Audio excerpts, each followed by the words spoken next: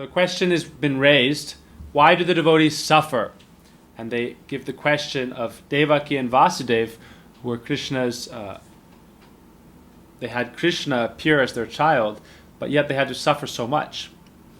In their story, after Kamsa heard from the sky sound that the 8th child of Devaki was destined to kill him, then he imprisoned, he was about to kill Devaki.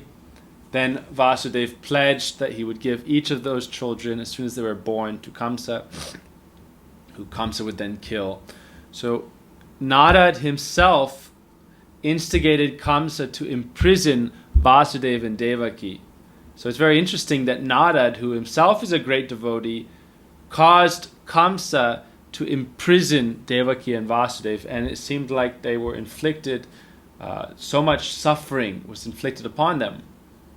And then for 10 years before Krishna's appearance and 10 years after Krishna's appearance, 20 years, Vasudeva and Devaki were suffering in prison.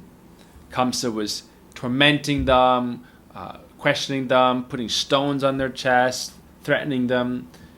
So why do devotees have to suffer? So there's a few important things to know.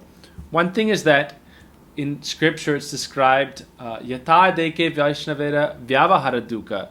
When it looks like the Vaishnavas are suffering, really, Nishchaya Janiyase Paramananda Sukh. Actually, understand the devotees are experiencing transcendental happiness, bliss. Someone may think Prahlad Maharaj was suffering. He was put in a hurricane. His father threw him off a cliff, put him in a pit of snakes, tried to get him trampled by elephants, poisoned him. He must have suffered so much. But actually, Vaishnavas describe Prahlad was never suffering. He was always chanting the Lord's names and therefore protected by the Lord. So it said, Apara Sangsritim Bodham. The Lord's holy names gives fear to fear personified. And therefore it's described the devotees never suffer. So when it looks like they are suffering, we should understand in one sense they are not suffering.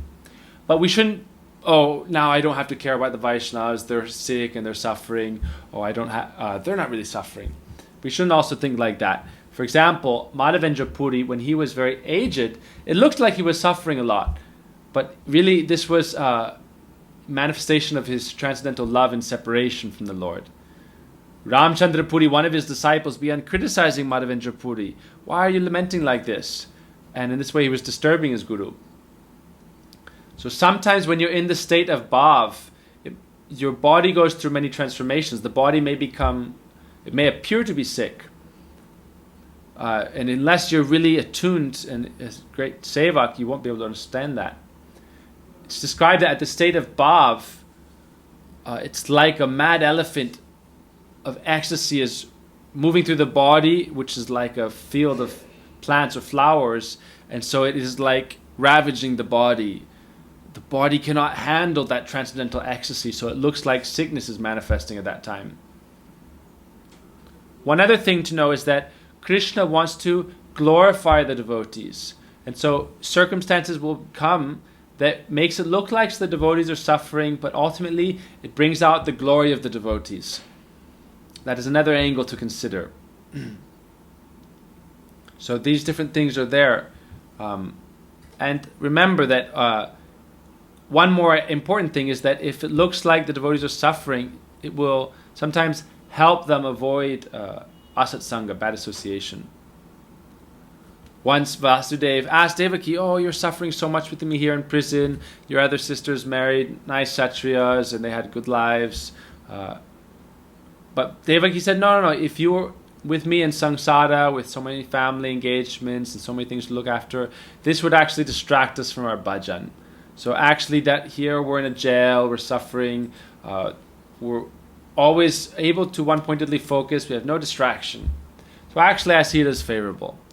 So in this way the devotees see everything from the view of how can I be more absorbed in Krishna consciousness.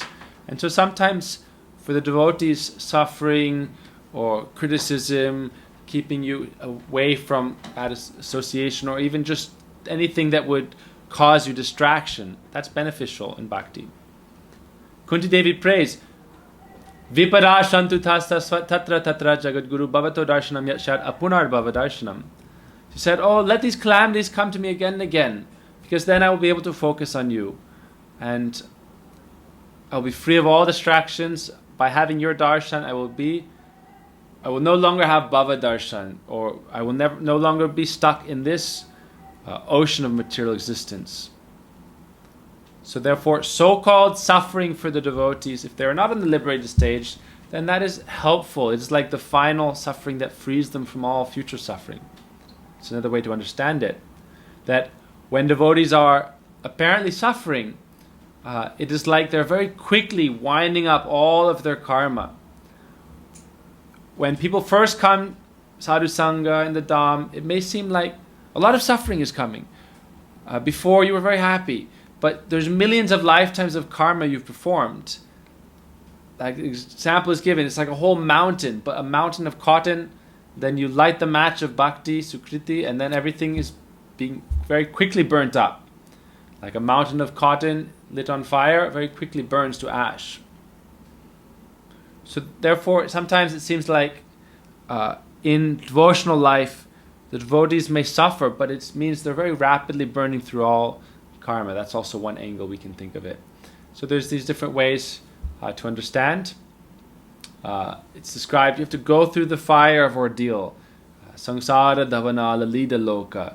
You have to go through that fire, and then we can be cleansed of all anarthas, described like the dead wood. And then we can come out clean and understand what is the truth. So these are the different stages of bhakti. Cheto dharpana marjanam bhava mahadavagni nirvapanam. Once the heart is cleansed, Cheto dharpana marjanam, we realize the suffering state that we are experiencing in this world. So these are some of the different explanations for why devotees appear to suffer in this world. Any other questions, please put them in the comments. Hare Krishna.